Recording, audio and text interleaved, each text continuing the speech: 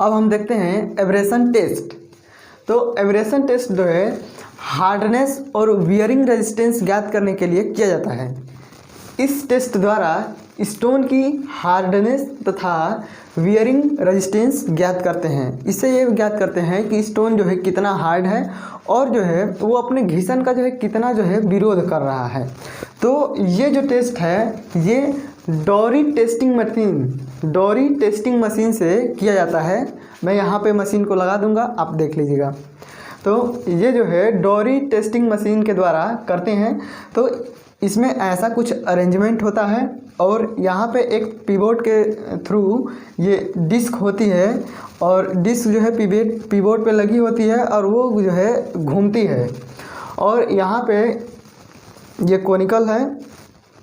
Conic है और यहाँ इसमें से जो है सैंड को गिराया जाता है और ये जो स्टोन है ये डिस्क से सटा रहता है और इस पे जो है जो सैंपल है स्टोन सैंपल है उस पे जो है 1250 ग्राम का वेट लगा होता है और ये इस पे जो है 1250 ग्राम का वेट लगा होता है और ये डिस्क जो है रोटेट करती रहती है और ये इसको जो पिवोट के सेंटर से और यहाँ सैंपल के सेंटर तक के बीच की जो दूरी है वो 26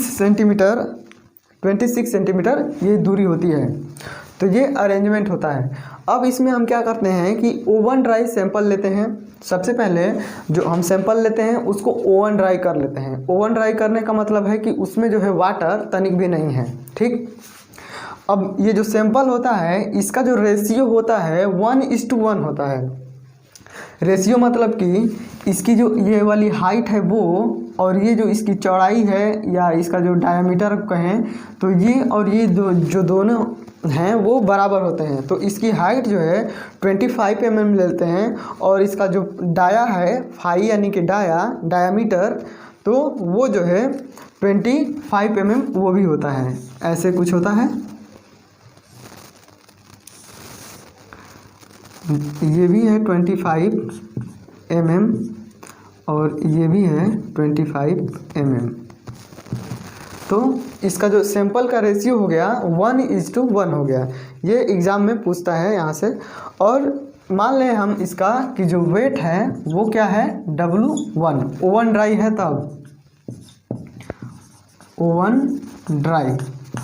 तो जब ये ओवन ड्राई है तो इसका वेट क्या है W1।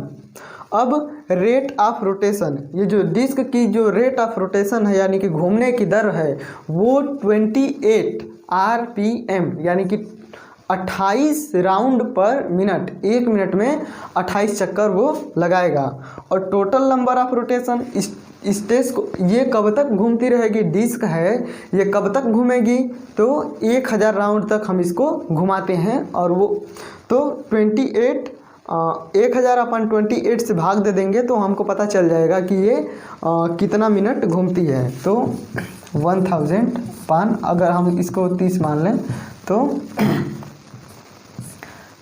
3 3 9 और 1 फिर इसके बाद से 3 3 9 लगभग 35 मिनट समथिंग कुछ 35 मिनट तक ये इसको घुमाते हैं हम लोग, ठीक। अब जब ये इसको 1000 राउंड इसने जब घूम लिया तो हम क्या करते हैं कि रोक देते हैं और ये जो सैंपल है इसको जो है निकाल लेते हैं। तो अभी जो ये था 25 × 25 1:1 रेशियो में, तो अब क्या हो गया होगा कि इसका डायामीटर तो सेम ही होगा, डायामीटर तो सेम होगा लेकिन जो इसकी हाइट है वो क्या हो गई होगी, वो कम हो गई होगी, ठीक है। डायामीटर 25 ही है लेकिन हाइट क्या है, कम हो गई होगी। तो जाहिर सी बात है जब हाइट कम हो गई तो इसका वेट भी कम हो गया। तो ये W2 हमारा जो है वेट हो गया। अब जो है फ्रिक्शन कोफिशिएंट के अनुसार हम लोग ये पता लगा लेते हैं कि ये सॉफ्ट है कि हार्ड है, ठीक है। ये फार्मूला है 20 - W1 - W2/3। इसकी मदद से हम पता कर लेते हैं कि सॉफ्ट जो रॉक जो है वो सॉफ्ट है कि हार्ड है। तो ये 20 minus W1 minus W2 upon 3। तो एक बात हम देखते हैं कि जो सैंपल है, हमने जो शुरू में ओवन ड्राई सैंपल लिया था उसका वेट जो है W1 है, ये तो हमेशा क्या होगा, फिक्स होगा। ठीक है, W1 जो है उसका वेट क्या होगा, फिक्स होगा। और ये जो W2 है यही क्या होगा, वेरी करेगा। अगर वो ज़्यादा घिस गई तो इसका जो वैल्यू है वो कम आ जाएगा। अगर उसने कम घिसा तो इसकी वैल्यू क्या होगी, ज़्यादा हो गई। ठीक है, तो अगर हम क्या करें कि W1 क्या है, हमारा कांस्टेंट है, और ये जो 3 है, 3 क्या है, वो भी कांस्टेंट रहेगा। तो हम इसको जो है समझने के लिए, आसानी के लिए 3 को क्या मान लेते हैं, 1। तो अब ये ऊपर वाली जितनी भी वैल्यू आएगी उसमें हम 1 का भाग देंगे तो कोई चेंजिंग नहीं होगा। इसको हम बस केवल समझने के लिए मान रहे हैं, ताकि ये जो है 17, 14 और ये कितना आ रहा है वो जो है समझ में आ जाए। तो ये W1 भी चेंज नहीं होगा, और ये जो 3 है ये भी कांस्टेंट रहेगा, ये भी चेंज नहीं होगा। और ये जो 20 है ये भी क्या है, कांस्टेंट है, और केवल चेंज हो रहा है W1। तो अगर पहली बार में जो W2 का मान है वो क्या, हमारा जो स्टोन सैंपल है उसका शुरुआती वेट है W1, तो वो क्या हुआ कि उसका जो है कम घर्षण हुआ। ठीक है, उस कम घर्षण हुआ तो इस वजह से क्या हुआ कि जो उसकी वेट है वो क्या है कि थोड़ा सा कम हुआ। ठीक है, तो वेट थोड़ा सा कम हुआ। ठीक है, तो मान लेते हैं कि वेट क्या है W2, और ये क्या हुआ, थोड़ा सा जो है कम हुआ है। ठीक है, तो W1 में से जब ये W2 घटाएंगे तो ये वैल्यू क्या आएगी, मान लेते हैं W3 आ गई। ठीक है, ये वैल्यू जो है घटा लिए तो W3 आ गई। ठीक, और इसमें जो है हम इसको कांस्टेंट, इसको जो है 1 मान ले रहे हैं, तो W3 में 1 से भाग दे देंगे तो कोई फ़र्क नहीं पड़ेगा। अच्छा, अब हम क्या कर रहे हैं कि 20 में से W3 को घटा दे रहे हैं। ठीक है, तो मान लेते हैं कि ये वाली जो वैल्यू आ गई ये W4 आ गई। ठीक, तो हमने ये निकाल लिया। अब जो है जब दूसरी बार क्या हुआ, दूसरा सैंपल लिया हमने, तो वो क्या हुआ कि W2 का जो मान है वो क्या हुआ, ज़्यादा घर्षण हो गया। तो ये वाली जो वैल्यू है ये जो है कम आ गई।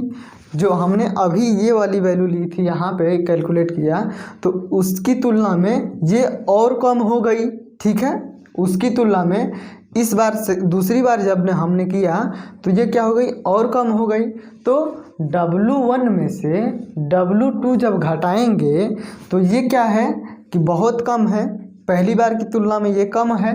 तो ये जो W3 वाली जो वैल्यू आएगी ये क्या होगी, हम इसको W3 डैश लिख रहे हैं, तो ये क्या होगी, पहली बार की तुलना में ये जो W3 आएगी वो क्या होगी कि ज़्यादा होगी। ठीक है, पहली बार की तुलना में ज़्यादा होगी।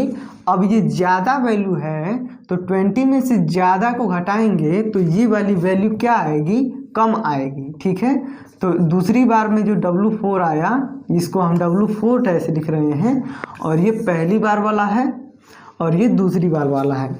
तो पहली बार की तुलना में W4 जो है कम आया, यानी कि जब कम कब आएगा, अगर कोई चट्टान अगर वो ज़्यादा घिस रही है यानी कि वो सॉफ्ट है, अगर कोई चट्टान अगर कम घिस रही है यानी कि वो हार्ड है। ठीक है, तो दूसरी बार में क्या हुआ कि जो है वैल्यू क्या आई है, कम हो गई है, यानी कि यहाँ पे दूसरी बार में ज़्यादा घिस गया है यानी कि वो सॉफ्ट है।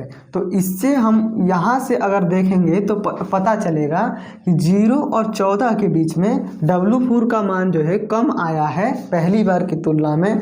तो क्या है, अगर ये 0 और 14 के बीच में आएगा तो वो सॉफ्ट है, यानी कि ये दोनों वैल्यू से ये ऊपर वाला जो है कम है। तो फ्रिक्शन कोफिशिएंट का मान अगर कम आ रहा है 0 और 14 के बीच में आ रहा है तो जो सैंपल है, जो जिस रॉक का हमने सैंपल लिया है वो रॉक क्या है, सॉफ्ट है।